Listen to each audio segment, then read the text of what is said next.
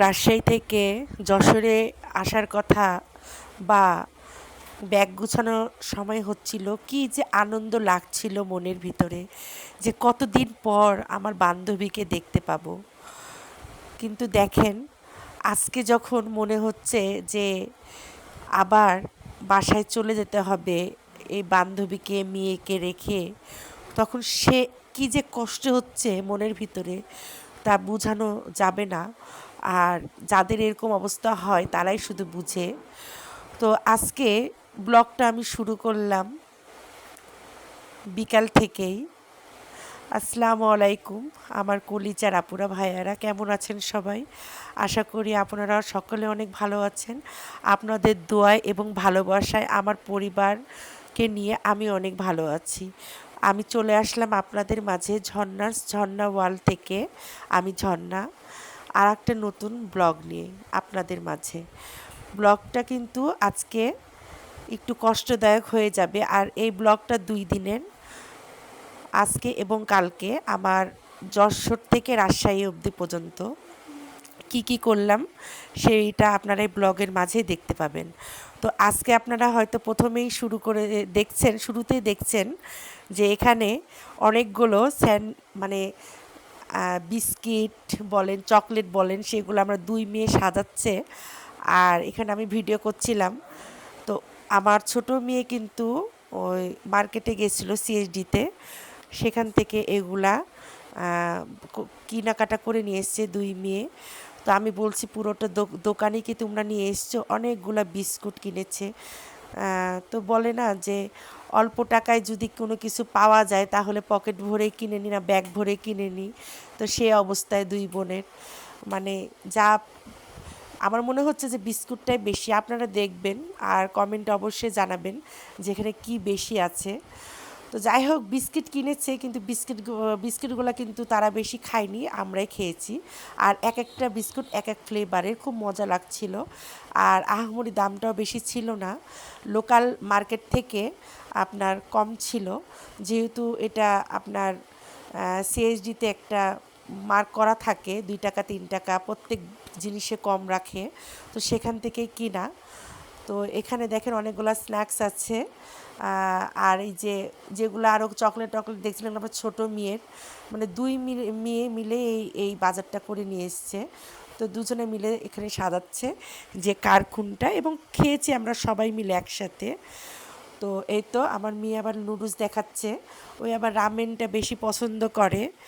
তো মনের মধ্যে খুব খারাপ লাগছিল যে আজকে আমাদের যশোরে শেষ দিন বা শেষ রাত্রি কিভাবে কাটাচ্ছি আর কিভাবে কষ্ট লাগছে। আর এখানে আমার বান্ধবী কিন্তু বুঝতে পারছে যে আমরা হয়তো বা চলে যাব, এজন্য তার মনটা খুবই খারাপ। আর সে কিন্তু মানে অনেকই কষ্ট পেয়েছে, যেটা ছোট মানুষ সে কিন্তু প্রকাশ করতে পারছে না। কিন্তু তার মুখ চেহারা, চোখ মুখ দেখলেই কিন্তু বোঝা যাচ্ছিল যে সে কতটা কষ্ট পেয়েছে। এবং অর্ধেক রাত্রি পর্যন্ত আমাদের কাছেই ছিল, সে কোনো মতে ঘুমাবে না। আপনারা ভিডিওর মধ্যে দেখতে পাবেন। এই যে দেখেন অলরেডি সে চলে এসছে। আর আমাদের ব্যাগ গুছানো দেখে সেও কিন্তু ড্রয়ের থেকে কাপড় বের করছে যে সেও আমাদের সঙ্গে যাবে।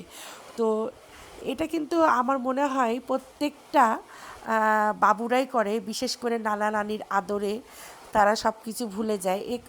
আমার মনে হচ্ছে তার বাবা মাকে পর্যন্ত সে ভুলে গেছিল। যতদিন আমরা ওখানে ছিলাম ততদিন পর্যন্ত আমাদের কাছেই সে শুয়ে থাকবে, আর সে তার বাবা মার কাছে যাবে না। কতবার যে আমার মেয়ে তাকে নিতে এসছে রাত্রেবেলা, তাও সে কখনো যাবে না, নো নো নো করে। আর দেখেন 2 নানা নাতনির খুনসুটি, এদের কিন্তু খুনসুটি আপনারা যদি দেখেন তাহলে বুঝবেন যে কী যে করে 2 জন, মানে একে বলে যে একে অপরের সাথে একটু দুষ্টুমি করা। তো দেখতে পাচ্ছেন আপনারা কিভাবে তার নানা তার নাতনিকে কিভাবে করছে, জ্বালাচ্ছে। আর সে কিন্তু এগুলা পছন্দ করে, আর তার এইগুলা কিন্তু খুব ভালো লাগে। এই যে এই সব কাজ, একটু চিগড়ি টাইপের কাজ, দুষ্টুমি, এগুলো ভালো লাগে। আর দেখেন কি অবস্থা। আমার বান্ধবী জানেন না, দেখেন ওর খালামণি, ও খালামণিকে কিন্তু নাম ধরে ডাকে, সা করে, যেহেতু আমার ছোটো মেয়ের নাম সারা, ওকে সারা বলতে পারে না কিন্তু সা করে। আর ওদের দুজনকে খুব ভালোবাসে। আর আমার মেহেরিমা কিন্তু তার খালামণিকে প্রচুর ভালোবাসে এবং তাকে বেশি মিস করে, ভয়ও করে। সে যদি কোনো কথা বলে তাহলে চুপ করে শুনে এবং ধমক দেয়। আর সে দেখেন বুঝেছে যে মন খারাপ করে থাকলে গলায় হাক করতে হয় আর কীভাবে আদর করতে হয়। তো এখানে আমার ছোটো মেয়ে তার সাথে দুষ্টুমি করছে যে আমি কান্না করছি, তুমি আমাকে আদর করো। তো এরকম চেহারা যদি সে দেখে, সঙ্গে সঙ্গে সে কিন্তু জড়িয়ে ধরে সে কিন্তু চুমা দিবে এবং অনেক সুন্দর করে কথা বলছে আমার কাছে। তো তো বলতে পারে না, সও এত সুন্দর করে সে কথাগুলো শিখেছে যে মনে হয় যে সারাক্ষণ সে বলবে আর আমরা শুনবো। তো দেখেন কিভাবে আদর করছে খালামণিকে জড়িয়ে ধরে, সে কিভাবে বুঝাচ্ছে যে নাই ভাও নাই, তুমি আমার বুকে ঘুমিয়ে থাকো, ওকে জড়িয়ে ধরে ঘুমিয়ে আছে। তো এতটুকু বাচ্চা যদি এক পিস কারো বাসায় থাকে তাহলে বুঝেন যে কি ঘটনা ঘটে সেই বাসায়। আর আপনাদের কার কার বাসায় এরকম এক পিস মানে যন্ত্র আছে সেটা বলবেন, কারণ এটা কিন্তু আমাদের কাছে অনেক বড় একটা যন্ত্র। সে যতক্ষণ পর্যন্ত জেগে থাকে ততক্ষণ পর্যন্ত আমাদেরকে সবসময় কিন্তু ব্যস্ততার মধ্যেই রাখে, আর আমাদের সময়টাও কিন্তু খুব সুন্দরভাবে পার হয়। তো এই সময়গুলো কিন্তু আমি খুব মিস করছি। আমি যখন বাসায় চলে এসেছি তখন কিন্তু আমি ভিডিওটা দিচ্ছি, তো দেখছি আর খুব কষ্ট লাগছে। আর এটা কিন্তু পরের দিন সকালবেলা আমি অলরেডি রেডি হয়ে গেছি, যেহেতু সকাল 10:20 আমাদের বাস, এখান থেকে সকাল সকাল বের হয়ে যেতে হবে। তো আমার বান্ধবীর মনটা কিন্তু খুবই খারাপ, আর ওকে খুব কষ্ট করে রেখে এসেছি। আর সে কিন্তু কোনো মতে আমাদের কাছ থেকে মানে যেতে চাচ্ছিল না ওর মাম্মির কোলে, কিন্তু খুব কষ্ট করে তাকে রেখে এসেছি এবং সে অনেক কান্না করেছে, যা আমাদের কাছে কিন্তু পুরো রাস্তা আমাদের খুব কষ্ট লেগেছে যে এইভাবে তাকে আমরা রেখে এসেছি।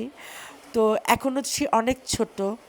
তো আমি মাঝে মাঝে বলি যে আরেকটু বড় হলে সে হয়তো তার মায়ের কাছে আর থাকবে না, আমাদের কাছে চলে আসবে।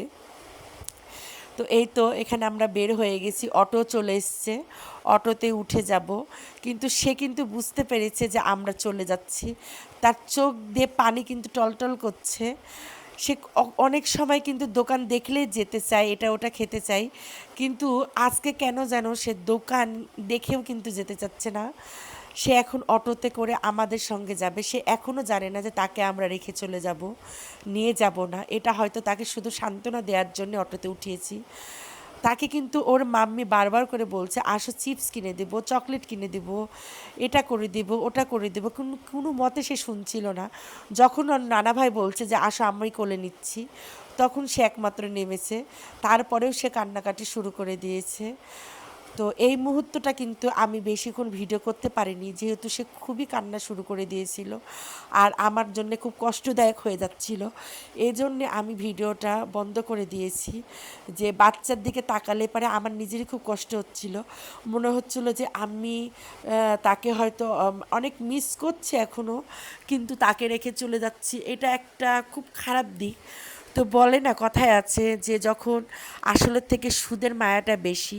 তো মানুষের কাছে খালি গল্প শুনেই গেছি, কিন্তু আসলে এখন বুঝতে পারি যে সত্যিই তাই, আসলের থেকে সুদের কষ্টটা অনেক বেশি। তো আগে মেয়ের জন্য কষ্ট লাগতো, কিন্তু এখন মেয়ের থেকে আমার বান্ধবীর জন্য মনে হয় বেশি কষ্ট লাগে। তো ভালোবাসা কিন্তু সবার জন্যই সমান, কিন্তু কষ্টটা মনে হচ্ছে বেশি লাগে। তো যাই হোক, গাড়িতে উঠে গেছি, তারপরে আমরা বাসে চড়তে পারি না, এটা হচ্ছে মেন সমস্যা। আর তখন কিন্তু অলরেডি ট্রেন বন্ধ ছিল। আমরা ঠিক টিকিট কাটা হয়ে গেছিলো, তার একদিন পরে ট্রেন চলাচল শুরু হয়ে গেছে। তো আমরা অলরেডি ঈশ্বরদী কাছে চলে এসেছি। আর এখানে আমরা লালন শাহ যে সেতু আছে সেটা পার হব। তো এখানে আপনারা দেখতে পাবেন বিদ্যুৎ কেন্দ্রটা দেখতে পাবেন। আর এটা দেখলে বারবার করে মনে পড়ে যায় যে আমাদের বাংলাদেশি মম ডেইলি ব্লগ যে আপনার তিশা আছে আর তানজু ফ্যাশনে তানজিলা, ওদের বাসা কিন্তু এই পরমাণু যে এই বিদ্যুৎ কেন্দ্রর অপোজিটেই দেখা যায়, ওদের ছাদ থেকে কিন্তু এই বিদ্যুৎ কেন্দ্রটা দেখা যায়। তাই মনে করছি যে বাসাটা কিন্তু ওদের এখান থেকে অনেক কাছে। আর আমি কিন্তু অনেক আগে থেকে ওদের সবার ব্লগ দেখি, ভালো লাগে। আমাদের দেশের মানুষ প্রত্যেক ব্লগারের ব্লগ কিন্তু আমি দেখি, কোনোটাই কিন্তু মিস করি না, এবং প্রত্যেকজনাকে সময়ে কমেন্ট করি, ভালো ভালো কমেন্ট করি।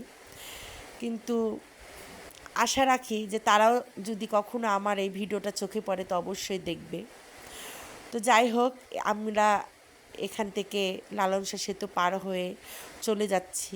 তো বেশিক্ষণ ভিডিও আমি করতে পারিনি, যেহেতু আমার ছোট মেয়েটা বাসের ভিতরে একটু অসুস্থ হয়ে গেছে। গোটা বাসে সে বমি করতে করতে গেছে এবং আমাদের কিছু খাওয়া দাওয়া করা হয়নি। তো আমরা নেমে পড়েছি বাস থেকে নেমে পড়েছি। আর বাসায় আমরা অনেক দিন পরে যাচ্ছি, বাসার অবস্থা খুবই খারাপ। আপনারা দেখতে পাবেন যে বাসার সামনে অনেক জঙ্গল হয়ে গেছে, বাসার ভিতরে বৃষ্টি হয়েছে, সেগুলাতে জানলা দরজা বন্ধ ছিল, এর জন্য গোটা বাসা কিন্তু একটা ভাবসা গন্ধ হয়ে গেছে। এবং প্রত্যেকটা কেমন যেন কাপড় চোপড় বলেন, ফ্লোর বলেন, কেমন যেন স্যাঁতস্যাঁতে ভাব। তো আপনার ভাইয়া বলছে বাসায় যেয়ে কী করবা, আমরা এখান থেকে কিছু খাওয়া দাওয়া করে নিই, যেহেতু সন্ধ্যা হয়ে গেছে। এখান থেকে খাওয়া দাওয়া করে আমরা বাসায় চলে যাই, তারপরে রাত্রেবেলা দেখা যাবে কিছু হালকা খাবার খেয়ে আমরা ঘুমিয়ে যাব। আর কাজ তো সবসময় করাই যাবে, এখন যেহেতু জার্নি করে এসে শরীর ভালো না, আজকের দিনটা অত্যন্ত আমরা রেস্ট করব বাসায় যেয়ে। তো এখানে আমার ছোট মেয়ে ও আবার এই হোটেলের ভুড়িটা খুব পছন্দ করে। আর আমি গরুর মাংস নিলাম, ডাউল নিলাম, দিয়ে এখান থেকে আমরা খাওয়া দাওয়া শেষ করেই আমাদের বাসা এখান থেকে মাত্র 5 মিনিট লাগে সময়। 5 মিনিটে আমরা বাসায় পৌঁছে যাই, আহামরে এত দূরে না। তো অনেক দিন পরে আমাদের বাসার এই রাস্তাটা দেখে খুব ভালো লাগছে। চতুর্দিকে কিন্তু সবুজ গাছপালা, প্রকৃতি একদম, মানে মনে হচ্ছে যে আমাকে ডাকছে 2 হাত দিয়ে যে তোমরা আসো, স্বাগত জানাচ্ছে। তো শহরের বাসাতে কিন্তু এগুলা থাকে না, সব বন্দিশালার মতন হয়ে থাকে। তো প্রায় আপনার ভাইয়ার সঙ্গে কিন্তু আমি যতদিন যশোরে ছিলাম, যে কোনো এক টাইম কিন্তু আমি ওর সঙ্গে বের হতাম শুধু একটু বাতাস খাওয়ার জন্যে বা বাইরের আবহাওয়াটা নেওয়ার জন্য, যেহেতু আমরা খোলামেলা থেকে অভ্যস্ত, বন্দিশালায় আমি থাকতে পারি না একদমই। তো যাই হোক, এই তো বাসায় আমরা চলে এসেছি। দেখেন আমার বাসার সামনে কত জঙ্গল। অবশ্যই সেই জঙ্গলগুলা থাকবে না, পরের দিন আপনার ভাইয়া কিন্তু সব পরিষ্কার করে ফেলেছে। আর দেখেন বৃষ্টি পড়ে স্যাঁতস্যাঁতে হয়ে গেছে। আমি আসা মাত্রই সম্পূর্ণ জানলা দরজা খুলে দিয়েছি, লাইটগুলো জ্বালিয়ে দিয়েছি। আর আমার যত বিছানার উপরে সব মনে হচ্ছে যে স্যাঁতস্যাঁতে হয়ে গেছে, কেমন একটা ভাব। যতই আজকে সন্ধ্যায় আজান দিয়েছে অলরেডি, কিন্তু তাও আমি বলছি যে না, আজকে সব খোলা থাক।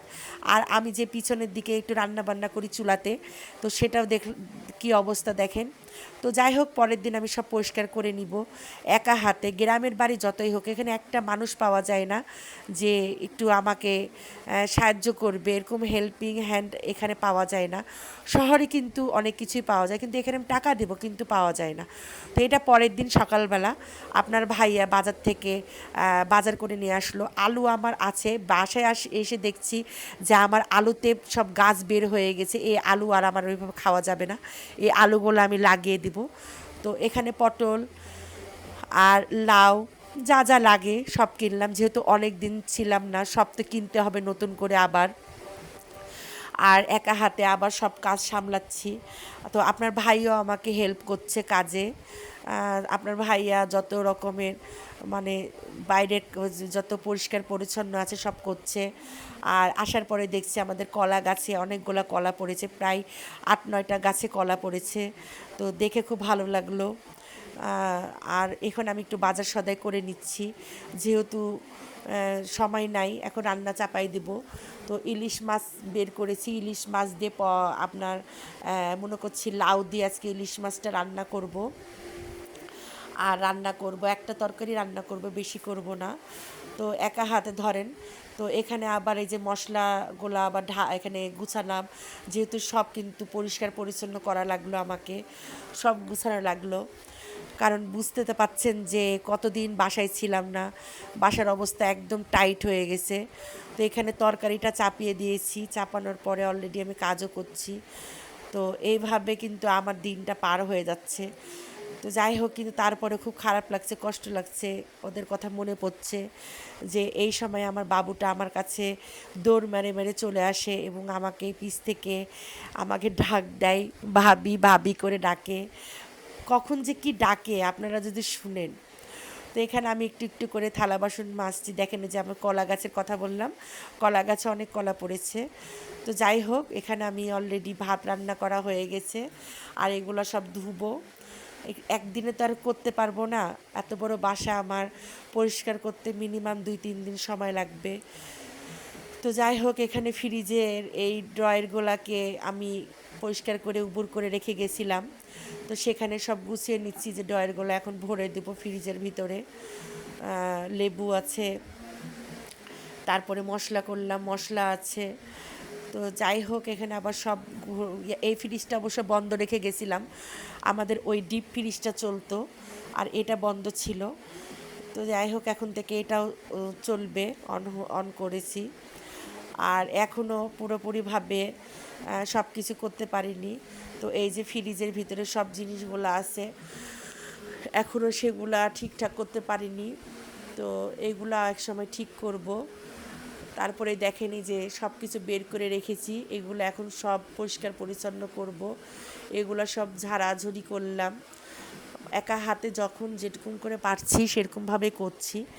কারণ আমি একা মানুষ, এত চাইলে পারে তো দৌড়ধাপ করতে পারবো না।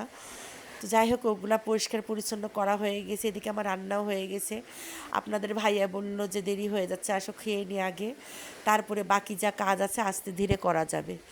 তো এই তো এখানে খাওয়া শুরু করে দিলাম, আমার ছোটো মেয়েও খাচ্ছি। তো ইলিশ মাছটা দেখে কিন্তু লোভনীয় লাগছে, লাউ দিয়ে রান্না করলাম, ভালো লাগছে খেতে। তো কাঁটাটা একটু বেশি এই ইলিশ মাছে। তো আমরা কিন্তু মাঝহাতে বসেই খেতে ভালোবাসি। টেবিলে আমি এরকমভাবে খাই না, ডাইনিং টেবিলে সেভাবে বসি না, মাঝহাতেই বসে খাই। সবসময় মাঝহাতে খাই, কারণ মাঝহাতে খেতে আমার খুব ভালো লাগে। পাটি বিছাই, পাটি বিছিয়ে সবাই মিলে একত্রে বসে খাই। তো এইভাবে আজকে আমাদের খাওয়া দাওয়াগুলো চলছে। আর প্রত্যেকটা মুহূর্তে কিন্তু আমার মেহেরিমার কথা মনে পড়ছে। আপনার ভাইয়াও সবসময় খালি বলছে, আবার আমিও। তো এই যে এখানে টিভি ছেড়েছি, টিভি দেখছি। আমার মেয়ে এখানে ওর মাস্টার আসবে, পড়াতে ব্যস্ত হয়ে আছে। তো যাই হোক, এখানে আপনার ভাইয়া খাওয়া দাওয়া শুরু করে দিয়েছে, আমাকে ভাত খুলে দিচ্ছে, উনি খুলে নিচ্ছে। তো যাই হোক, এভাবে এখন খাচ্ছি, এটাই নিয়ম, এভাবে করতে হবে। আর কাজ তো করতেই হবে, নিজের সংসার যেহেতু আস্তে আস্তে করব। এখানে এমন কেউ কিছু বলার নাই। আমি তো আর পরের বাসায় থাকি না, বা অন্যের সংসারে আর থাকি না, বা যৌথভাবে থাকি না যে এটা কেন করছো ওটা কেন করছো, এটা বলার নাই।